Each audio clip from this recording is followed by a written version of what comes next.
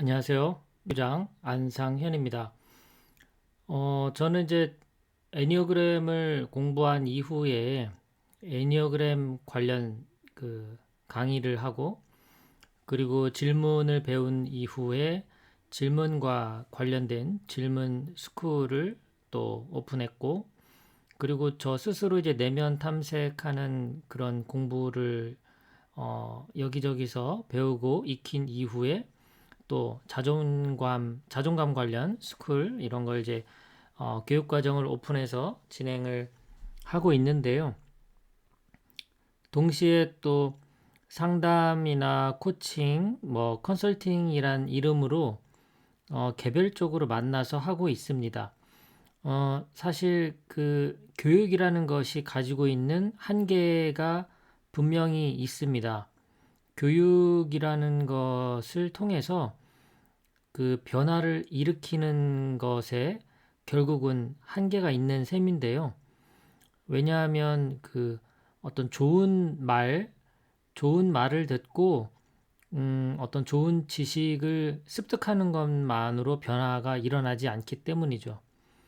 개인의 그 변화와 성장을 위해서는 현재 상황에 대해서 객관적으로 판단할 수 있어야 되고, 그리고 자신이 겪고 있는 부정적인 생각이나 감정으로부터 자유로워지기 위한 그런 훈련이 필요한데요. 결국 1대1로 만나서 진행을 하거나 그룹 상담처럼 그 신뢰가 있고 그리고 안전한 곳이라고 여겨지는 곳에서 그룹 활동을 통해서 자신의 어떤 변화를 이끌어낼 수도 있습니다. 음, 저도 이제 상담하는 사람 입장에서 상담 윤리라는 것이 또 매우 중요한 덕목에 들어가기 때문에 일반적으로 나와 있는 기본 상담 윤리 7가지를 저도 리마인드 할 겸 또 정리를 해 봤습니다. 상담 윤리의 기본적으로 7가지를 이야기. 자, 우선 첫 번째가 비밀 보장이죠. 비밀 보장. 가장 기본적인 겁니다. 이제 내담자가 찾아왔을 때 내담자가 상담하는 과정에서 개인적인 여러 가지 이야기를 음, 하게 됩니다. 그럴 때 그 정보에 대해서 비밀 유지가 돼야 되겠죠. 가장 기본적인 것이고요.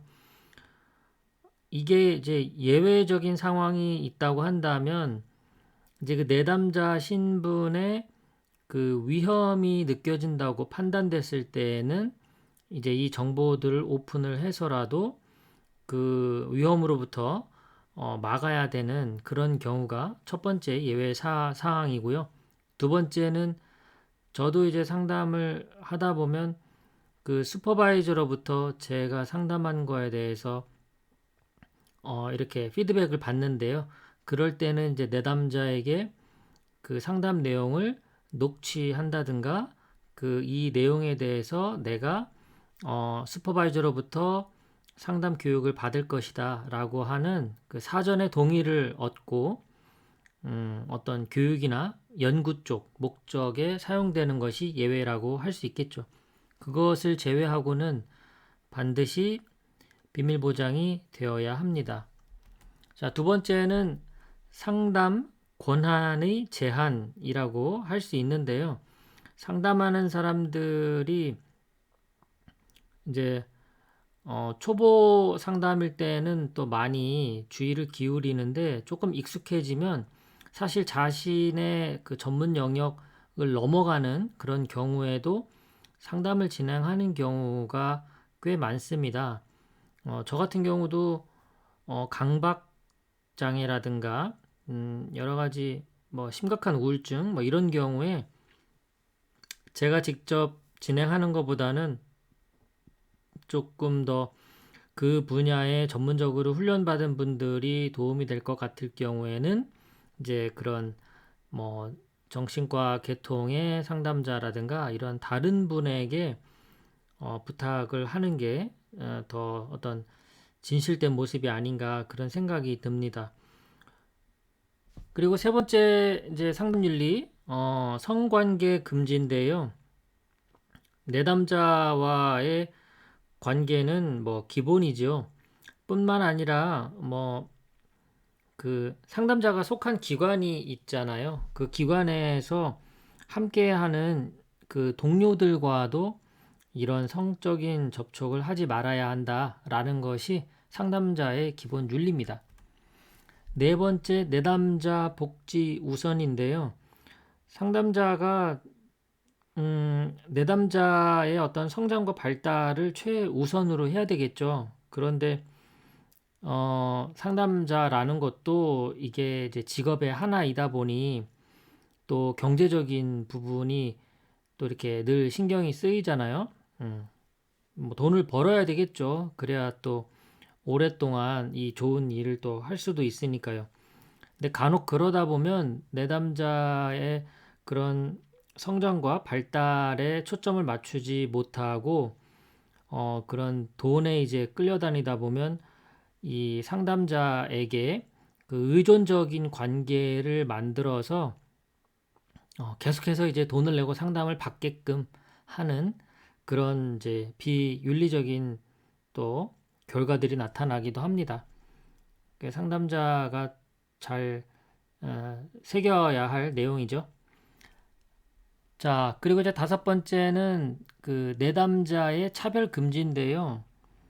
내담자 어떤 나이도 그렇고 성별, 뭐 인종, 종교적인 것, 뭐 성적 성향, 뭐 결혼 여부, 사회적 지위나 경제적인 지위 등등 차별을 해서는 안 됩니다. 뭐 이론적으로는 뭐 완전히 동의하죠. 그런데 상담자도 인간이다 보니 그 상담자가 생각하는 그 기준에 벗어나는 사람들을 만났을 때조차 차별하지 않고 상담을 편안하게 진행한다라는 것은 말처럼 쉽지는 않을 겁니다. 하지만 그 내담자를 차별하지 않아야 한다라는 이 기본 윤리를 잘 또 되새기면서 어찌 보면 차별을 최소화하는 노력이 더 현실적인 생각이 될 수도 있어요. 여섯 번째는 내담자 권리와 자유의 존중입니다. 내담자가 그 상담 과정이나 이런 상담 계획을 세울 때 내담자하고 상의를 하는 것이 필요할 거고요. 상담 뭐 목적이나 목표 뭐 이런 것들 절차 이런 것들에 대해서 충분히 알려주어서 내담자도 이런 상담을 진행하는 계획에 동참할 수 있게 해야 되고요. 그리고 내담자는 언제든지 이 상담 서비스를 거부할 수 있는 권리가 있고, 그리고 만약에 이걸 거부했을 때 그걸로 초래되는 그런 결과에 대한 부분도 조언을 또 받을 수 있는 권리가 있는 겁니다. 마지막 일곱 번째는 개인적 관계 금지입니다. 상담 관계 이외에 뭐 금전적인 것, 사회적인 것, 또 사회적인 것, 개인적인 그런 친분 관계 같은 이중적 관계를 맺지 말아야 됩니다. 사실 식사하는 거 이런 것조차도 좀 금하는 분들이 많습니다. 아무래도 이제 상담 이후에 또 친분을 쌓게 되는 또 명분이 되기 때문에 상담자로서 내담자와의 충실한 관계에만 집중한다면 그런 개인적인 관계에 대해서는 금하는 것이 도움이 될 것 같습니다. 요즘 뭐 사실 상담이라는 개념과 상담 또 코칭, 컨설팅 이 세 영역이 명확하게 구분되는 시대는 아닌 것 같아요. 세 가지 영역이 조금씩 겹치는 영역이 있으면서 그 중에 한 가지 영역에서 조금 더 자신의 전문성을 드러내고 있는 그런 상황인데요. 비단 이 상담윤리 일곱 가지는 상담자에게만 해당되는 것이 아니라 코칭을 하는 코치에게도 똑같이 적용되는 그런 이야기라고 볼 수가 있을 것 같습니다. 오늘 상담윤리 7가지 기본적인 내용에 대해서 정리해 봤습니다. 즐거운 하루 되십시오. 감사합니다.